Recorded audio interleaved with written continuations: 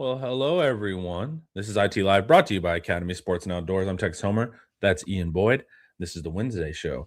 We're going to talk about the portal finishing touches and then can Texas recreate a skilled passing attack with all of our new weapons that are about.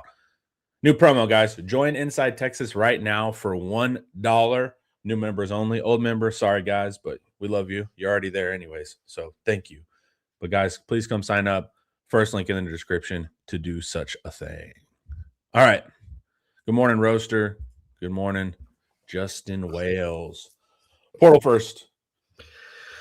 Man, so it officially closed Friday, but there's technically 2 days to enter for schools. Monday was MLK Day, so that didn't count. So technically, tonight at like 11:59 is the true functional end of that. And then, of course, you can still pick guys up that are in the portal, but you cannot get new names to arrive. That's the big thing. No way. I will not say it. All right, Ian, thoughts first. You can go global or you can go by position, however you want to take it. Let the people know your portal thoughts. I think they're not done yet. I think they have some work to do to really nail this portal cycle. Ironically, the two things that I said and still wholeheartedly believe are the easiest things to get in the portal are the things that Texas has not yet acquired. So those things are, and I feel even more vindicated in this after watching Indiana win the championship, interior offensive linemen and inside linebackers. Those guys do not need to be blue chip recruit players to be effective. You really just want experienced guys that know where to be and have developed strength and technique over multiple seasons in college and scheme awareness and all that. And you can win. You can win championships. You don't have to have the 5 stars as the guard or the first rounder, middle linebacker, whatever. So it was like, hey guys, what all portal season, what have we been saying? It's been like, guys, Cam Coleman is the thing. You can find good running backs. They do need to be athletic, but there's a lot of those. The deep threat outside receiver is the thing. If they have that guy, or like the island cornerback or whatever, if they have that guy, all the other pieces are not that hard to come by. And then Texas, sure enough, zero in, they land Cam Coleman, the most obvious solution at outside receiver. So it's like, great. Now all they need is like the 4th, 5th year guard, or maybe like 2 or 3 of them, honestly. Yeah. And then like a couple 4th, 5th year linebackers, and they're set. And that second thing has yet to happen. Yeah. So you've picked up Sikorsky. Dylan Sikorsky. Yep, who we think is going to be depth. You pick up Siani, who's a real tackle, like a straight-up tackle. It's another piece that's like one of the hardest things to get in the transfer portal. True offensive tackle. And they got one, which is amazing. Great job. And then over on linebacker world, you get Boswell, the freshman, who's going to be depth. He's going to need some time there. You get Cryer, who is an experienced older linebacker, good at going downhill, but not necessarily like a foot, so not like a modern pass coverage linebacker, but still, I think, a good addition to the room. Then you get Biles, who I think is going to be a star, but that projects more to the will, or not a star player, not a nickel. I found clips of him playing star for Pitt. He plays 4-3. He'll play the Sam in 4-3 and play like a nickel, so he might be able to be a star. Yes.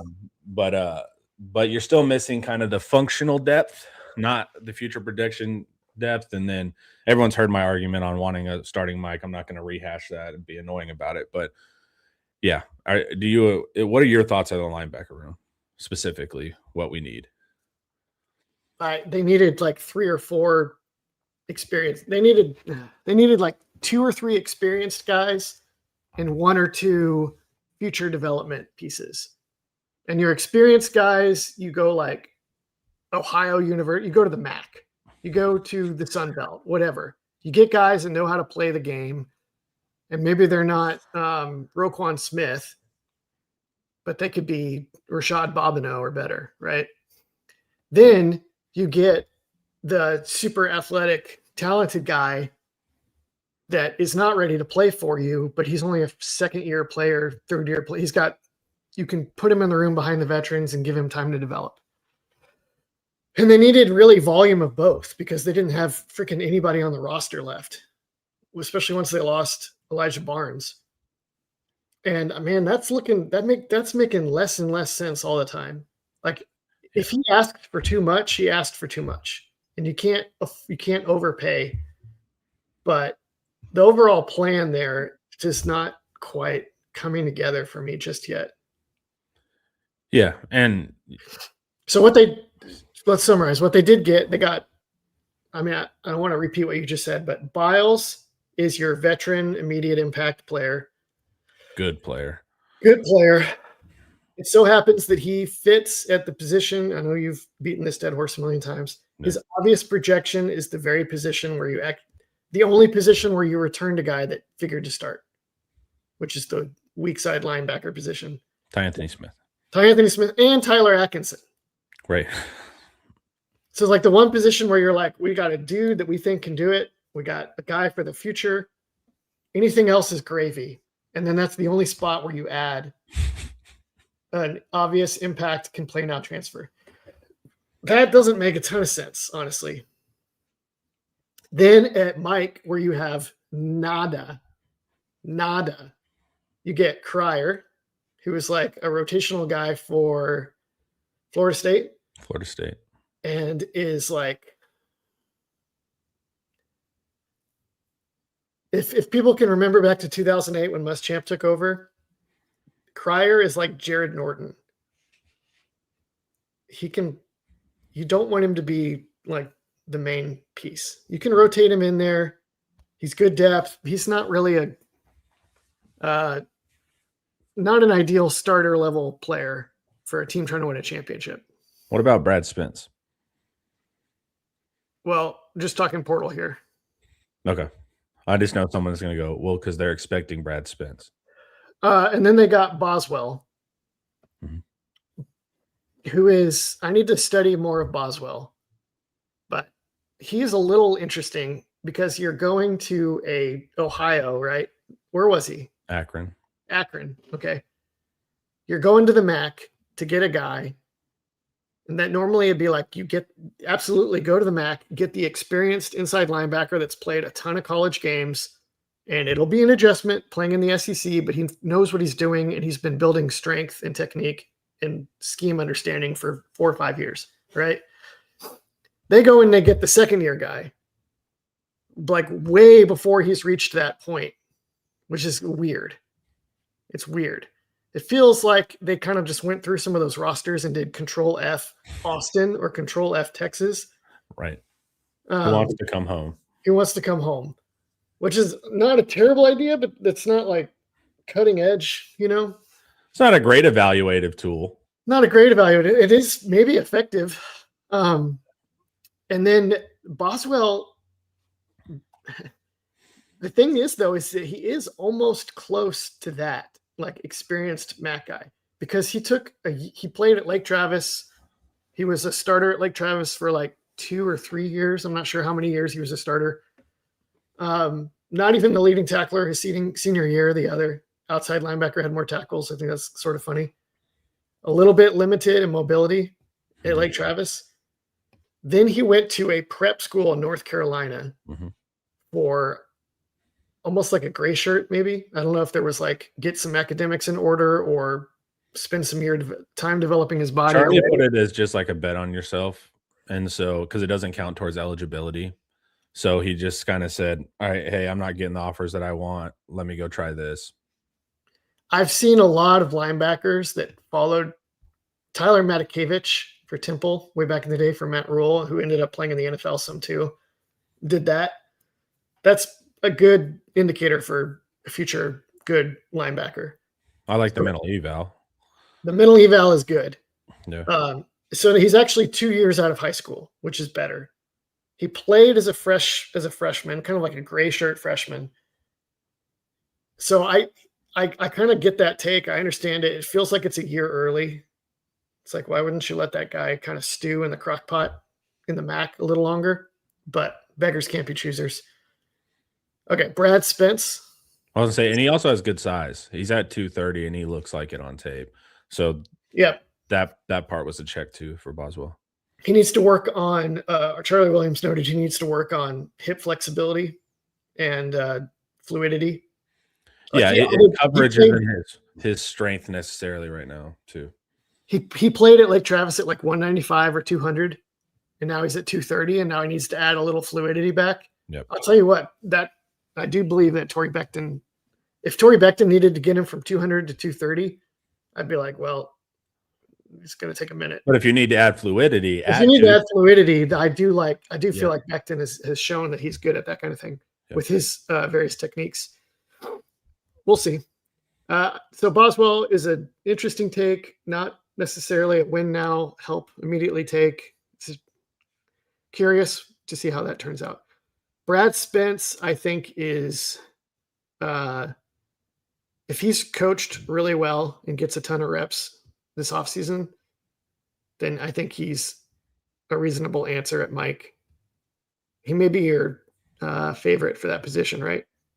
No, I mean, the favorite is likely going to be pairing Biles and Smith, but but no. But we're scheme guys. We're thinking like the practical application of that probably wouldn't be the best choice because you're miscasting Smith, but still from Eric's sourcing, it seems like they're going with these are our two most athletic linebackers. Therefore, that's what we'll do. It's not obvious to me that Smith is better than Spence. How so? In what way? Because Spence is also athletic and he's an impact disruptive kind of guy. He's definitely more downhill. He's not. His strength is not necessarily like dropping back. Because I went back and rewatched him playing Mike for Arkansas. Spence, yeah. When he was at Arkansas, and so he's not very natural going backwards. And it makes sense why they cast him as an edge immediately at Texas because that is his skill set. He does that well. He's a forward mover. In the traditional Mike sense, how we talk about like moving forward, I think he can do that. I don't know about pass as much.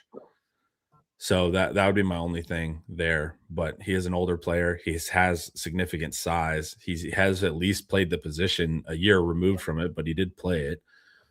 So I'm curious about Spence too, if somebody else doesn't come in as a sure starter. But it sounds like from sourcing that they're just going to go with who they think is the most athletic. Plus, Smith gets the tries hard, like this guy bump behind the scenes too, and that matters as well. Okay. So they have it's possible that they will have a functioning two deep because they can go Smith, Spence at Mike, maybe Boswell. And like Biles, Atkinson at will. Yep. So also the thing about linebacker is that Will Muschamp is in charge back there. Mm-hmm. And so you have to feel a little better on that side of things. It's like Muschamp's coaching it. He's going to take direct ownership of that spot to make sure it's good. And they're playing behind a couple imported 400-pounders and really experienced returning guys too. Hero Canoe, Alex January. These are our top 3 reps guys from last season. I did a show with Drew and Jet where we break down the defense. It'll come out today, but our 3 most experienced snap guys on interior are all coming back. 2 of them are younger, so they'll get this big bump too from just maturing. So I think that is a big factor with all we're returning at edge and all we're returning at interior. And then on top of that, importing big bodies for the nose work too. I think it's shaping up to where the linebackers can, not in a perfect world, but can just be more athletic. If that nose can keep guards off of them, then they're just, making tackles kind of laterally. Who are the top 3 return? Is it Watson with January and Canoe? Yes. I also think that Muschamp may play some mint with like Lance Jackson and Zena Umeazulu either on the bench or at jack. So it could go like Watson, Canoe, Jaffrard as your 3 D linemen, or like January, Jaffrard, Canoe. And then, so you have like 3 big-bodied guys to cover up. This should be an article, huh? To cover up Colin Simmons off the edge, and then your apparent 220-pound linebacker tandem off the ball, right? Yeah. When I watched Biles to me is he would have played star in the Big 12 like a little while ago. And I saw on his highlights, he's like aggressive downhill. Mm-hmm. But when I watched actual game film, like snap to snap, not highlights, he reminded me a little more. Nobody take this the wrong way. He reminded me a little more of Harold Perkins, where if there was actually somebody set in his way, he was totally stopped. What do you mean? Like he's not. Oh, like in a pass rush? Or a run block or whatever. When he's blowing through, I don't feel like he's getting there by blowing people up and going through people. No, he does this weird thing. He's like an arachnid. He sticks his arm out. He'll like run full speed, and then he'll hit them with his arm on the side, and then he'll wrap around them like a towel. So it's very like a Will style of tackling. It's a weird tackling style, but he has long arms, and that's what he's not more of a head on. It's not like the Mike version of making a tackle. Is that what spiders do? Yeah, they'll reach out and grab. Okay. You need to watch some National Geographic, dude. I think I missed that episode. Not ones on webs, like the ones that are actual like predators on the ground. They'll reach out and like catch into their arms because they have a bunch of arms. I've never seen that. Oh, I need to see that. Yeah, like a wolf spider or something like that, or a jumping spider. Not a like a desert ground dwelling spider, like a tarantula. Sure, similar to tarantula. Yeah, he's got a spider. I was gonna say, look at my shirt, big spider guy over here. But I get what you're saying. His style is more of a lateral approach. How I was talking about how Smith likes to tackle. He's not afraid. Biles is not afraid of contact or playing in the box, but he's not going through people. So yeah, he's going to use athleticism more, or he's going to matador a guard or something like that, try to jump around, that kind of stuff. It makes more sense if you're Muschamp and you're like, I got Biles, I got Smith, I've got this Boswell guy. Everybody needs to be covered up. And then Umeazulu almost left too. Yeah. So you can see how Muschamp might have concluded at some point that we need to play 3 down mint with 3 defensive linemen down. I bet that's a regular part of the package.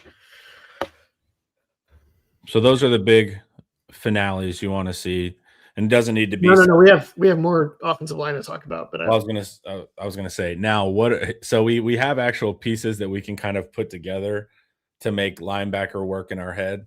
It doesn't feel like we can do that as comfortably on an offensive line. So what are your thoughts there? Should we take that break for the wonderful people at Academy first? Sure. If you would love to hit that lead in, we can absolutely do that. Guys, let's hear a very, very quick word from Academy Sports and Outdoors. Fast one. Same day delivery powered by DoorDash. Wow, that was so quick. We're back, dude.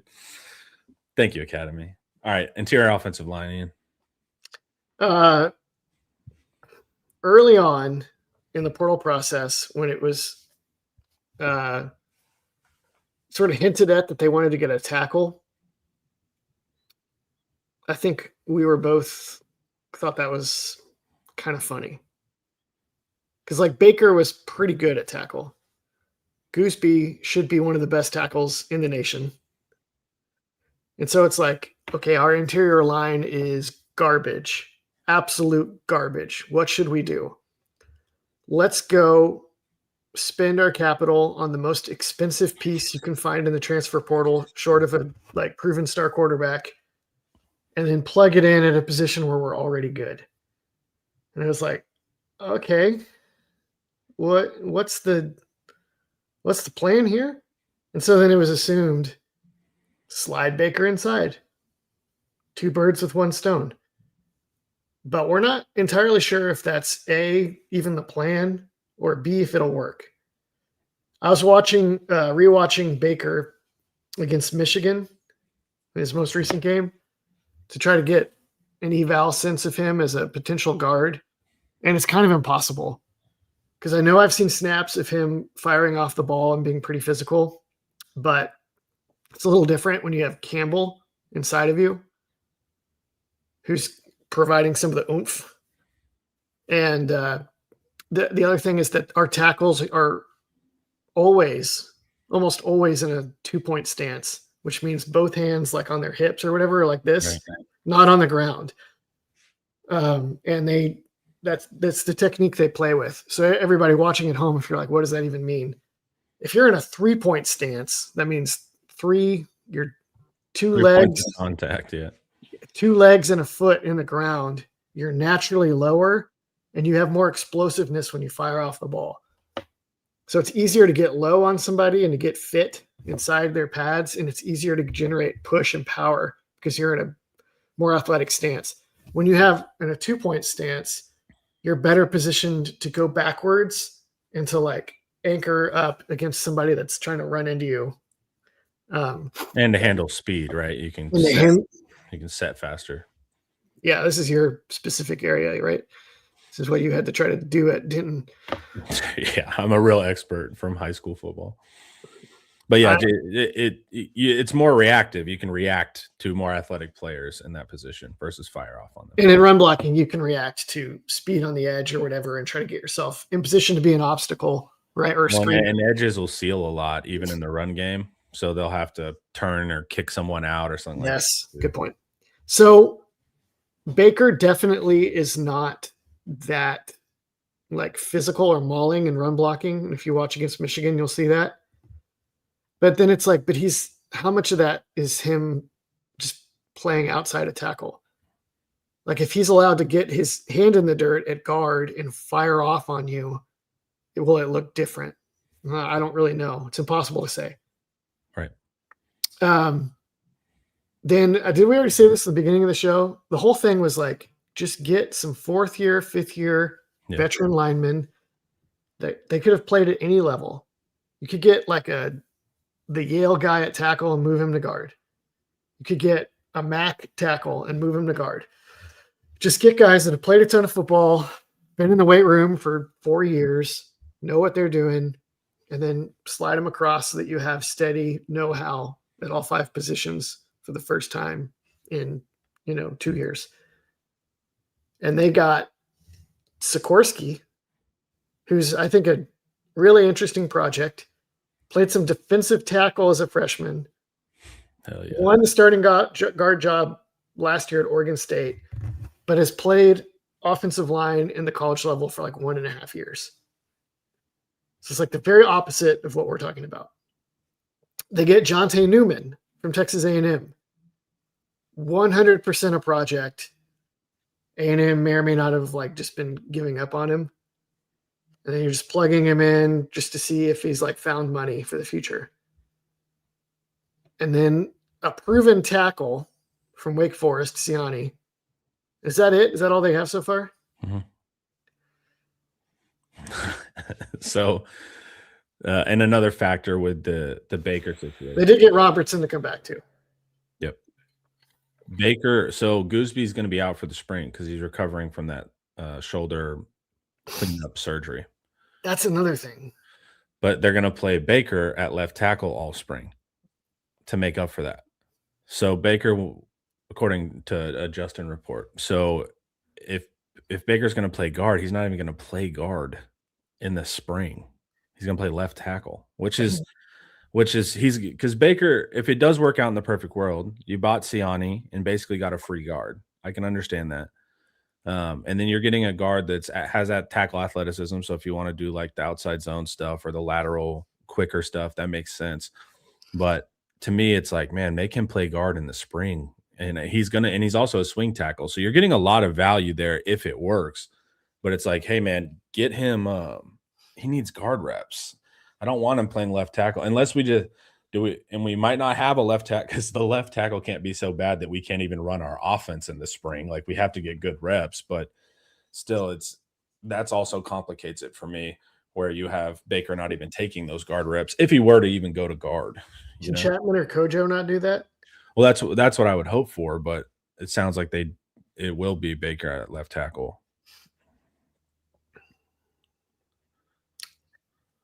Here's another thing. When Eric reported it at one point as like, if Texas needs a center, Connor Robertson will return. Like if they really need him to come back and they're just kind of wait and see, then he'll come back. And then sometime after that, it was like Connor Robertson is back. And so you're like, does that mean that they needed him to come? A guy? Yeah. Kind of seems like yes. And I have this concern that the same limitations that kept it where Texas did not have, because like interior line and linebacker are evaluation development positions. You choose the right guys for your system, and you develop them over multiple years until they're ready to be cogs for your system. And I wonder if the same reason that they didn't get proven cogs in the transfer portal at these positions and a bit more volume or more quality than we've seen so far is the same reason they didn't have them in the first place. You know what I mean? Which is that they just don't know what they're looking for interior line and inside linebacker. Yeah. Well, I mean, you can see that with our evaluation. We have one guy drafted at interior at Texas. We've had plenty of tackles. Tackles are clearer, are obvious, are easier to evaluate. I could take a fan off the street and they could be more accurate on a on a tackle projection than a guard protection, because a lot of it is like that big guy moves fast. That looks nice. Guard is more common. It's the least athletic position in football. I mean, if you can't play guard, you really can't play anything else in college football. So they're the least athletic, which means that skill is going to have to be more involved. Technique is going to have to be more involved, all of that kind of stuff. So to me, guard is a tough position to evaluate, even though they're more common. And also the commonality of it also makes it harder. Tackles are rare, and so you're kind of sorting and selecting for these impressive traits that you don't necessarily see in guard evaluations. And so, yeah, I think it's harder for them to get this position. And we've seen it out of high school too, right? Like they had to basically release the whole next wave of interior linemen to the portal. So we just haven't been hitting there. We haven't been nailing it in the evaluations from the recruiting side. And then it's yet to be seen if we can hit it on the portal side. So I just think something's up there with either our process, our personnel room process, or what Flood likes, or something's up there that is weird to me for sure. Yep. They're not done yet. They could still find a older, experienced offensive lineman in the transfer portal. There's like 1,000 names in there, and I can't pretend like I've sorted through them. There's probably some reasonable options in there. I would. The transfer portal right now, anybody tell me in the comments if you connect with this. It used to be, before everything was like super easy to stream and find online, it used to be that you'd go into Walmart and you'd venture by this bin, and it'd be like $5 DVDs. And it'd be like 2,000 DVDs in a bin, and you kind of start to sort through them, and then you'd see a movie that was like, you'd almost want to buy it, but not quite. You're like, I don't really need to own this. I'd almost buy this, but if this is in here, maybe there's something that's like a little better that I would buy. And then you like sort through it for like 5 more minutes, and then you find something else, and you're like, the 13th Warrior, that always did look interesting. I don't think I'm gonna do that, but this is interesting. And then you like, I think transfer portal is where that's at the phase of the transfer portal we're in right now. And Texas O-line may just need a 13th Warrior DVD to be a functional. That is the plus side. I mean, if you're gonna miss the actual window and not sign in the true window, then you're going to need to look further. And yeah, I've seen some of the reports about the Indiana guard from other sites. The Westlake one? Yeah, the Westlake guard. So definitely an option there, but that's, to me, once again, it's like one take is not enough, right? And Eric's mentioned 1 to 2. I think it definitely needs to be 2 at a minimum. I kind of want two more Bray Lynches. Right. Also, honestly, I feel dumb saying this after hammering all offseason how the bar is not that high, but I kind of would like a guy that's a little more of a projection to outside zone. When we watched Indiana, they're running inside zone like 75% of their plays or something crazy. The Indiana offense, I've compared it to the Tom Herman offense. Do you know what else it is? It's very similar to Mike Gundy's. The whole Indiana program is basically Mike Gundy's Oklahoma State program. Yeah. The more I've thought about it, the more I'm like, you know what? If you gave Gundy a Big Ten NIL budget back in the day, in the 2010s, and you let him supplement his roster with G5 transfers, I think Mike Gundy could have done what Curt Cignetti is doing. That's a hell of a take, brother. I agree. Like, I don't know if I can go that far, but I agree that it's similar in how it takes edges.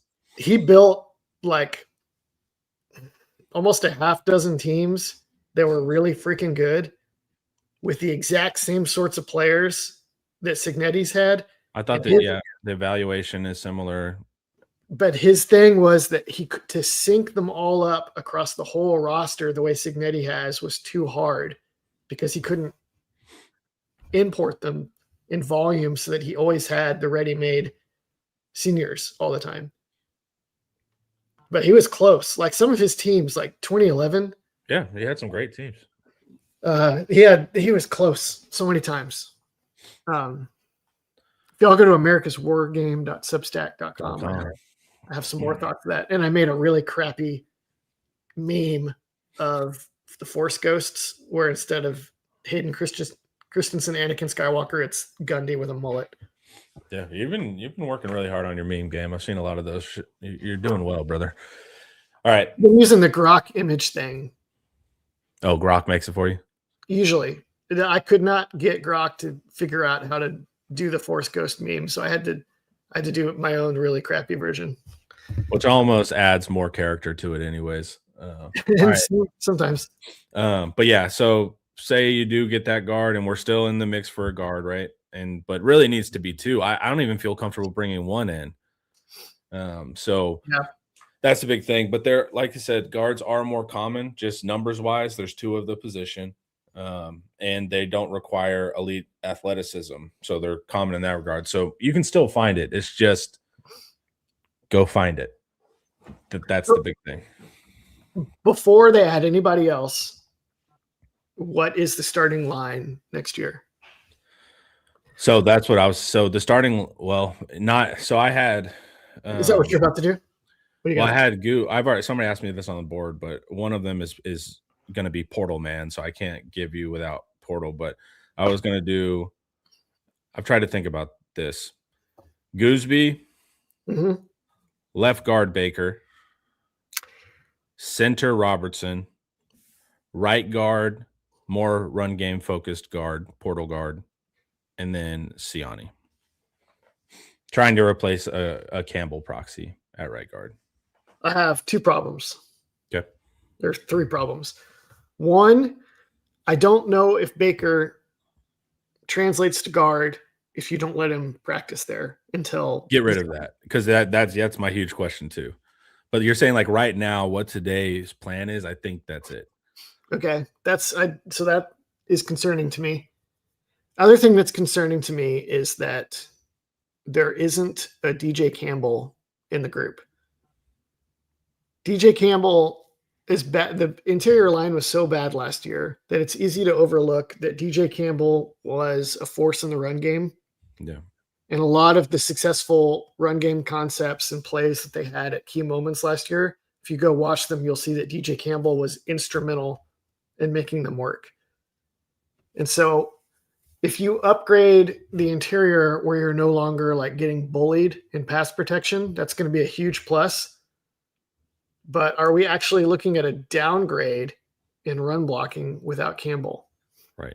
Or without a similar guy?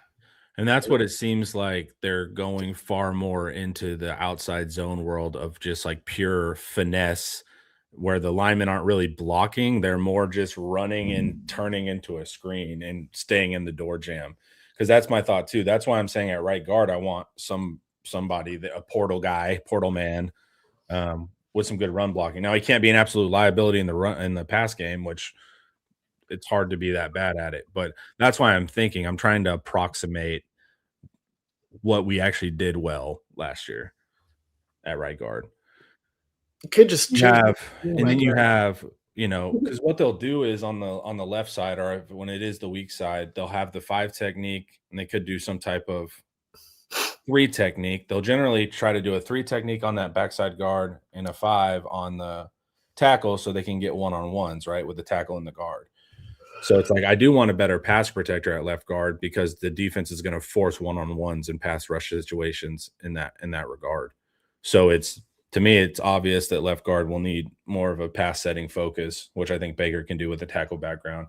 And then right guard and Siani can try to go more the run side of your line. The right guard needs to be a outside zone guy then. You just want to go pure outside. Isn't that Wake Forest's guy's big strength is outside zone? I wouldn't say it's outside. I mean, he's a good mover in space, but it wasn't just like he's an outside zone player to me. Okay. I think there's a very good chance that Sikorsky ends up starting because he's pretty good in pass pro. He looked pretty good at that even when I watched him against Oregon and Texas Tech. Because he moves decently well, and then he's so thick that he's just hard to get through. So you're talking no portal additions, then it has to be Sikorsky and Baker, right? I mean, literally has to, right? Jaden Chapman, Kojo, Kibble. Yeah, you can do that. Christian. The Colemans, Eric mentioned yesterday the Coleman twins. Yeah, but I'm saying that was mentioned. There's no freaking way we're going to start freshmen on this line trying to win a championship. They're not freshmen. They're a year older than that, right? Haven't the Coleman twins been here for a year? Really, there's 3 of them. There's brothers. Or have they? Yeah. Fact check this. Is it Devin Coleman? Is that one of them? Yeah, Jordan. You're right. Yeah, they are redshirt freshmen. Yeah. Okay, maybe. But it is crazy that we're just like not even considering that the the players behind could develop. Where it's like what portal. But I get what you're saying. I'm saying it's more of a commentary on Texas than we haven't seen it, so yeah. Yeah, I mean, we haven't seen it. I think today, if you made me pick with no portal, then it's obviously going to be like a Gooseby, Sikorsky, Robertson, Baker, Siani thing. Wouldn't you flip Baker and Sikorsky? Yeah, I could flip them, but I'm just saying like as a starting lineup, not left to right. I have a suspicion that Sikorsky in outside zone will actually be a pretty good run blocker because they didn't really major in it in Oregon State, but when he did run it, he looked kind of effective. He looked like he had some real upside there because I don't think he's like fires off the ball with much explosiveness, but the benefit of outside zone is you get kind of a running start. Mm-hmm. So when he gets just a second to build up that momentum, then all of a sudden when that 330 pounds of compact density hits a guy, that's what made Campbell effective on that play too. So yeah. Well, force is mass times acceleration. So increase the acceleration if you don't necessarily have the mass up front, right? And you can generate the same force. You cheat the acceleration variable with outside zone. Right. And so, yeah, that'll be a big factor. But those are the two positions, man. We ideally need to see more there. And like we said, it closes officially tonight as far as names. Now, of course, Miami and Indiana, I think, have until Saturday night, and then they get the technical 48-hour window too. So really with the national championship teams, I think, by, next Tuesday or Wednesday, whatever. But as far as the rest of college football, it'll close tonight at 11:59. And we don't expect any more, departures on our end or anything like that as well. All right, Ian, before we go into Texas's skilled passing attack we want to see, let's hear a word from David McClellan. Big financial decisions don't have to feel overwhelming. There's someone who can guide you every step of the way. David McClellan is a fiduciary financial advisor with Forum Financial, and he's working closely with his clients as a true financial life coach, guiding every aspect of your financial journey with expertise and care. If his name sounds familiar, that's because David was a swimmer at Texas and a member of several national championship teams. Today, he channels that same championship mindset into helping people win with their finances. David specializes in financial planning, and he's contributed numerous articles to Kiplinger on the topic of retirement tax bombs. And right now, David is offering viewers a free intro consultation to assess your financial situation. Do not miss this chance to get personalized guidance from a trusted expert. To schedule your free consult, email David at dmcclellan@forumfinancial.com, or you can call him directly at 312-933-8823. The contact info is in the description. Thank you very much, David. Okay. So we'll just take we're going to talk about what Texas has the ability to do, and we're going to use some of the framing of what Indiana was able to do, but it's all still related to Texas. Ian, can you give us the Cliff Notes version of Indiana's passing attack and why they had success with it? Yeah. And I just want to hit this David Keith Williams comment real quick. Cool. Which one? He's thinks Sikorsky is a sixth lineman, and he says Sikorsky starting for Texas would significantly reduce their potential for being dominant. I hope Texas gets a dominant starter at offensive guard to push Sikorsky to a reserve role. That'd be great. I don't know if that's going to happen, though. I think the Walmart bin of DVDs is... I don't know, man. Lonesome Dove can be at the bottom sometimes, dude. No, and you never find that. I knew that was going to trigger you. I would never have used that metaphor if I ever I know. I picked Lonesome Dove for a reason. Yeah. The thing about Lonesome Dove is that Newt looks exactly like Colt McCoy. Yeah. Exactly. They are like it's like Colt McCoy went back in time and shot that movie. One time I showed my uncle No Country for Old Men, and he hated the ending because it's purposely kind of leaves you on a cliffhanger. It's high art. That's a great film. I love the ending, but he did not. He let out a cuss word of like, "That's it." And then to make up for it, we had to watch Lonesome Dove right after. And that was more of his safe space film there. But both incredible movies. But it was just funny to see the old school react to No Country for Old Men. It's supposed to leave you with that kind of sinking feeling. And he was like, "What the hell was that?" One time I stayed up late watching Chinatown on like TCM in college. Yeah. And I had this friend that like just graduated college, and he was staying up. He was a teacher, and he was staying up grading papers. And he finished all that, and he got sucked into the movie. And so he sat there till like 1 a.m. when the movie finally finished, and it gives like the iconic ending line. And he goes, "Is that it?" Yeah. And I said, "Yep." And he goes,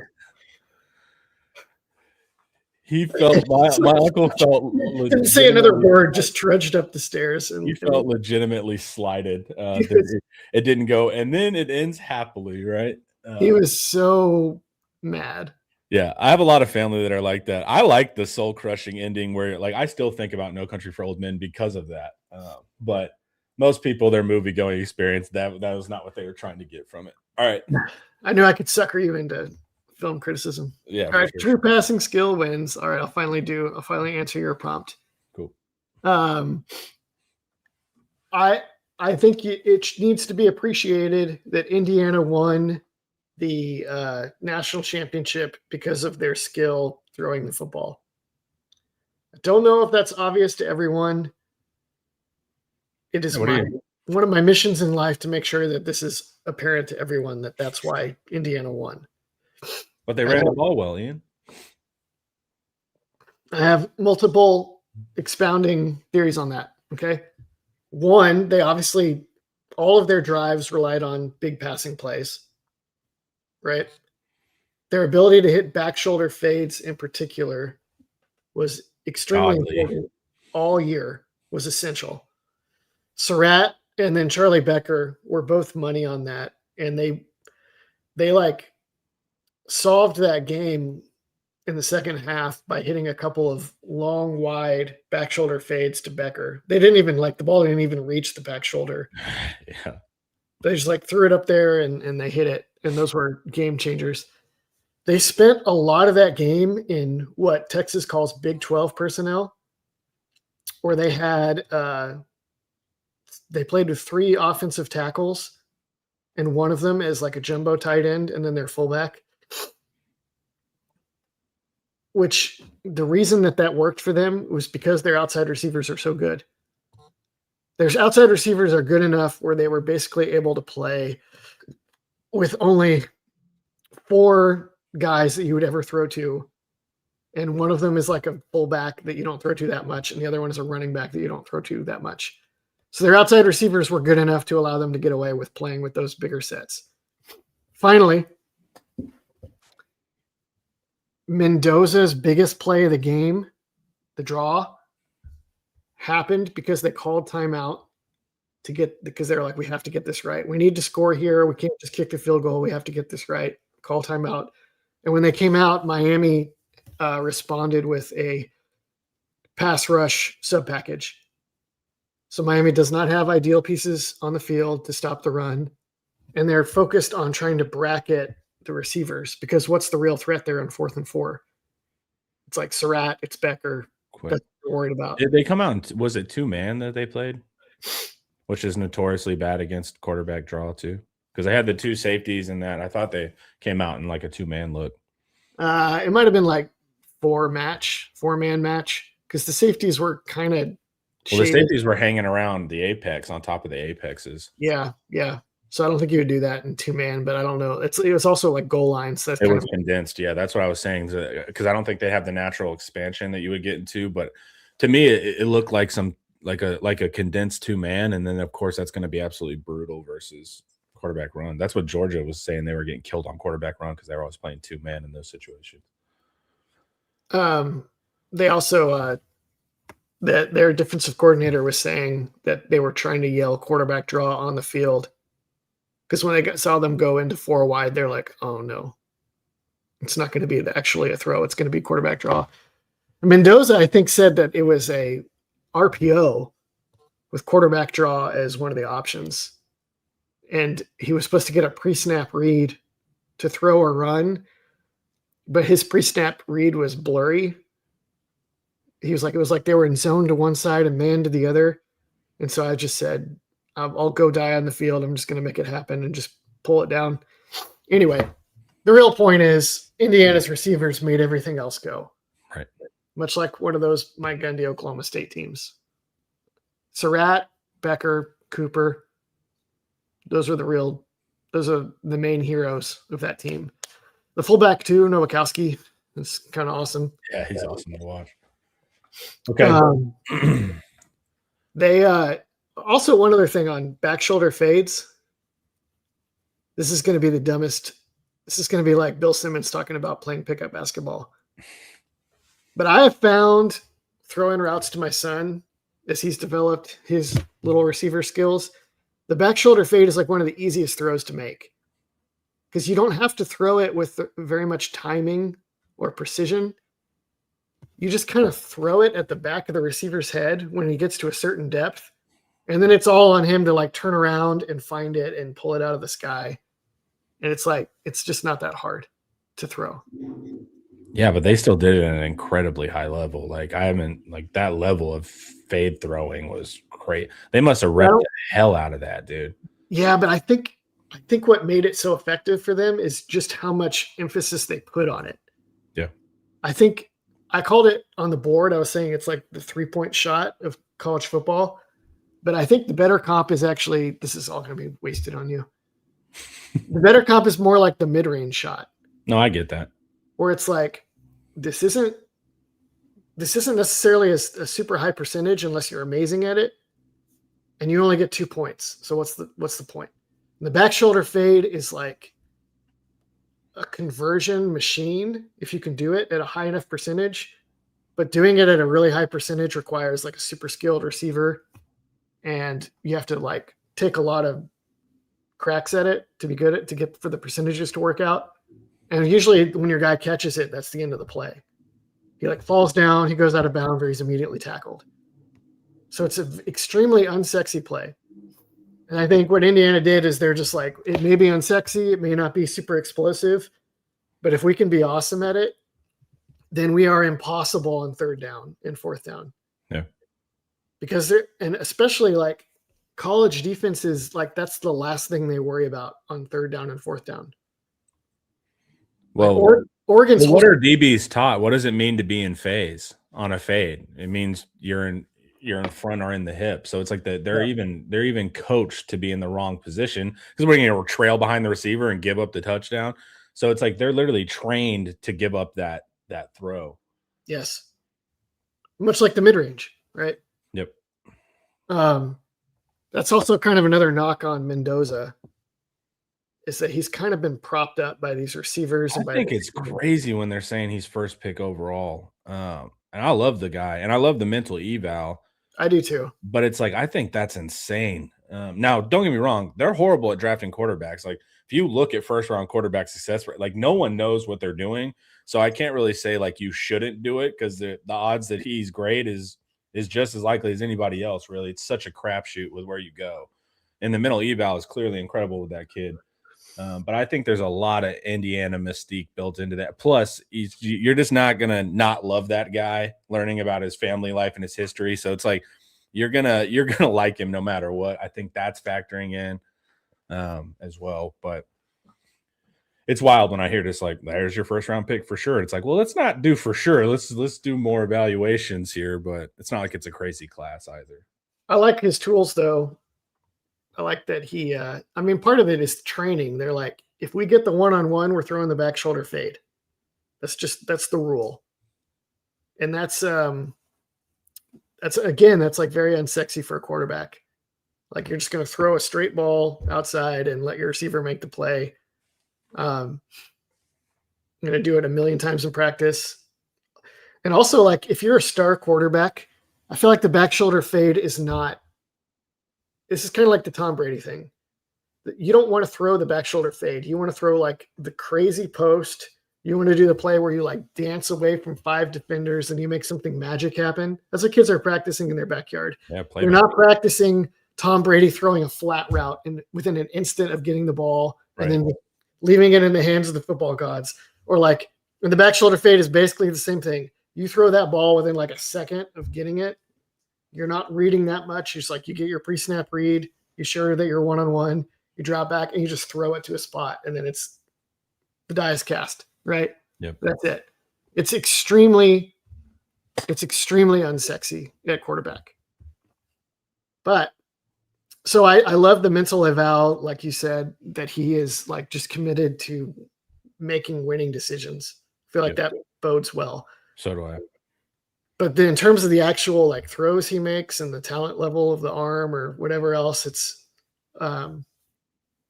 definitely not. But also, if you're first overall, you're gonna go to a crap team that doesn't do any of the skill sets. Like Indiana's known for their training and not panicking and sticking to a plan. Like bad teams change their game plan every week because their organizational structure sucks. So it's like I don't even know if that skill would even come close to even maximizing on a bad team. On a great team that gets it, sure, but I don't think that skill set even fits a bad team. But like I said, they're not good at drafting quarterbacks anyway, so he's just as likely as anybody else to have success. And I think Mendoza, if you can keep him alive, he's like one of those players, like he could have a way longer runway because of why he does have success, which is the Tom Brady version of just take what you give. I'm operating the offense. I don't really care about the highlights as much. Okay, so this is not an Indiana podcast. Why did we talk about all of that? Well, great. Well, why did we talk about all of that, Ian, as what the pieces they had? Receiver dominated teams with high level passing skill win championships. If you don't have that, then you need to have an awesome run game and an outstanding pass defense like Michigan or Miami came close, but no cigar. I feel like there's another team like that too. Who am I forgetting? Georgia, sort of. Otherwise, you need to have that high level passing game skill. And Texas projects in this regard at least as well as anyone in the country, right? Does anybody project as well as Texas at having a really high level passing game for 2026? I don't know. I'd have to look at the rest of the league, but I know Texas is going to be top 3 for sure. Yeah, I haven't really done a deep dive on that just yet, but I know they have Arch Manning and Cam Coleman and Emmett Mosley and Ryan Wingo. And Coleman and Mosley in particular are like win the ball in the air guys that are winning players. Anytime you watch these playoff games, man, the team that can like throw the ball up in the air and the receiver just makes something happen. Yeah. There's nothing like it in the game. Maybe a totally dominant defensive tackle, which is pretty rare. No, I don't think either team had that this year. Yeah. You're about to say, okay. I'll say you're good to go. Texas looks like they're going to have that next year. And so that's extremely encouraging. So Ohio State might too. What's this? Your points. Let's watch these. This is the veteran quarterback who has command of all these following dynamics. What are these dynamics, Ian? Oh, yeah. So this is what goes into playing super high level drop back quarterback, which Indiana didn't even really do because their line wasn't good enough. But he has to know the protection employed by his offensive line and where the weaknesses are likely to be. Obviously, Arch Manning was awesome at that. We noted a million times in the deep dive that if the left guard blew it, but everybody else did their jobs, Manning could make it work. It's unbelievable. Yeah, he can make one guy miss, no problem. He's so much more high level than like Mendoza or some of these other guys. Okay. He needs to know all the routes and route adjustments by his receivers and how they relate to the coverage they get from the defense. So he needs to be able to know, okay, the defense is doing this. My guy's going to do this. He's going to be here at this time. I'll have time to look here and then get to here and get to here. And this guy's going to be here and this guy's going to be here. It's really hard to play elite NFL quarterback without having done this a million times, so that like Tom Brady will talk about how he could close his eyes and know where the pieces will be on the field because his brain has been trained over a gazillion hours and a gazillion reps to see those things unfold. You have to literally build your neural pathways to do like AI level processing. And Manning is not at that level, but he's about as far along that path as you can be for a college fourth-year player. Yeah, that was always oddly his strength. The single reads is where Arch gets into trouble. But as far as like getting to third reads, he's always been able to do that. And that's actually the harder skill, which is weird. But yeah, for sure. Footwork. So then the other thing is that I think this follows from understanding all the other things. Like first you need to know where to be in the pocket and you need to know where your receivers are going to be. And then you learn how to move yourself to be in that spot. But a lot of guys are not good at that part where you navigate the pocket and you make a little move here or a little move here to make sure that you are still able to throw the ball in time. This is something that Manning does that is like super rare in college and is another reason why the NFL is going to be drooling over him. The NFL scouts love when Arch steps one step and then throws the ball. It's all over scout Twitter. You spend forever teaching the receivers, you need to be here at this point against this coverage. You need to be here and you need to be here. And that timing is everything. You beat defenses with timing. And when the quarterback gets flushed or pressured and he just bails on the pocket, all the timing is effed. Breaks. It's all over. And now it's just whatever we practice doesn't matter anymore unless what we practiced was effed and everything breaking down and just making something happen. Some teams do that. Not always a terrible idea. But that's not how Texas does it. That's not how most teams want to do it. Manning is so good at, our protection didn't work. But if I move over here, I can still maintain the integrity of our timing system and throw the ball to the guy that's going to be open at the right, Yeah. That one is really hard. The ability to throw different balls from different positions and arm angles to make the best possible throw. This is the exact same thing as the footwork angle. Both of these things, the footwork and the off-platform thing, are things that Aaron Rodgers did super well. And then it just spawned this wave of stupidity where everyone that was recruiting high school players was like off-platform throwing. That was all the evaluative tools of quarterbacks, was that he can throw sidearm and he can throw off platform. Yeah. And it was like, guys, that's not what matters. What matters is that you understanding the timing of the play, and then you develop skills to allow you to protect the timing of the play. And that's what Aaron Rodgers was doing. Aaron Rodgers was doing things like, okay, on this play, I know I'm going to throw this particular slant. And so I'm going to use this footwork, and I'm going to use this different arm angle. And so he would develop the tools to execute the timing. But then people were just like, Aaron Rodgers can throw on the move. Well, the worst, it's like, look, why do you throw sidearm? When do you do it? Most common, you're going to see it whenever there's some type of offensive line blocking you from your normal arm angle. Or you're going it's like if it's B gap, it's like a B gap slant, you'll kind of step in sidearm. Or if it's like a tackle blocking a screen throw, you'll sidearm. Like that's when you're like, that's a check. You've used the tool properly. The problem is modern quarterback John Mateer will just do it whenever he wants to do it. Arch has some of that problem too last year, but it's got to make sense in context. Like throwing sidearm is perfectly great whenever you needed the stimulus to throw sidearm. The problem is these modern quarterbacks are trying to just create highlight throws for no reason. So you need to be able to have the tool, but it also you need to use the tool and it makes sense to use it.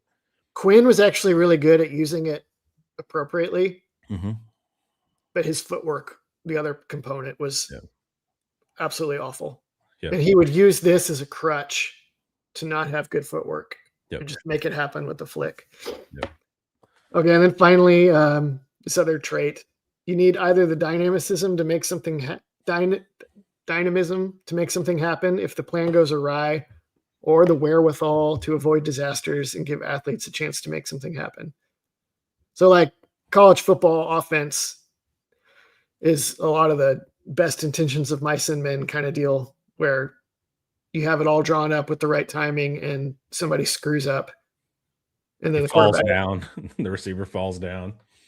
If you can master all these other things, then this one matters a little bit less, but still it's helpful in college and really the NFL to be able to just make something happen. Obviously Arch has that in abundance. Yeah, even if it's a run game, legs, stuff. So all the ingredients are here from a quarterback standpoint. Arch just needs to get better at the single read short throws. That's a weird hole in his game. Other than that, it's like, I love his game. And he has all the high level hard stuff. It's just like Arch just has to get down to some of the easier things, which is a better situation than having to build up to the hard stuff. But also let's talk quickly. We're going over, but so you have the quarterback part. What about the receiver part of this? Great. Cam Coleman and Emmett Mosley, I think, are perfect. And then whatever Ryan Wingo offers you above and beyond what he's already doing. Why did you pick Cam and Emmett in this situation? Because Cam and Emmett are real receivers. And Wingo is just a super dangerous athlete. He's almost like a flex running back. It's like you just like scheme him to ways that you get him the ball easily, and then he will burn people. But he's not really shown that much skill yet in getting open to present targets, which is how I would really define a receiver. I would, like somebody was noting above, it might have been David Keith Williams, I can't remember, that they figure Mosley's going to end up in the slot, Mm-hmm. I would be very tempted to put Wingo in the slot and just let him run like slants and bubble screens, all day long. But we'll see how he develops this offseason, because he might develop the skill to be a really good true receiver as well. But those other two guys already have. Right. They've got it. Yeah. So you're set between those two. Yeah. And then you get the flex of Wingo to freak out defenses on nice skill or nice designs. All right. Any final thoughts, Ian? Are you ready to ride, brother? If people didn't already read this, can anybody guess what the two schools are in like Division I athletics that have undefeated championship seasons in both football and men's basketball? Let's see, chat. You guys got a chance. I'll give you a second to try to think it up. I can see who they are, so I can't cheat here. And I would have not got it correct at all. The reason this is relevant, obviously, is because Indiana just did it in football. They went 16-0. And they were undefeated with Bob Knight in the 75-76 season. And then the other school is kind of hard to guess. Not for Justin Wells, who definitely didn't read it on the screen. Yeah, UCLA. They had like 4 undefeated national championship seasons with John Wooden. I guess it's easy when it's like Kareem or Bill Walton on your team. And then they had like a 1954 football season where they went 9-0 and they won the coach's title. No one else has ever done this, which is crazy. That's quite the feather in the cap. That's a fun fact for everyone. I want you guys to head over to Inside Texas. You can join for $1. $1. New members only. Link is in that there description. Everyone, stay tuned in for the rest of the shows coming up today. Have a wonderful Wednesday. Until we see you again. Peace.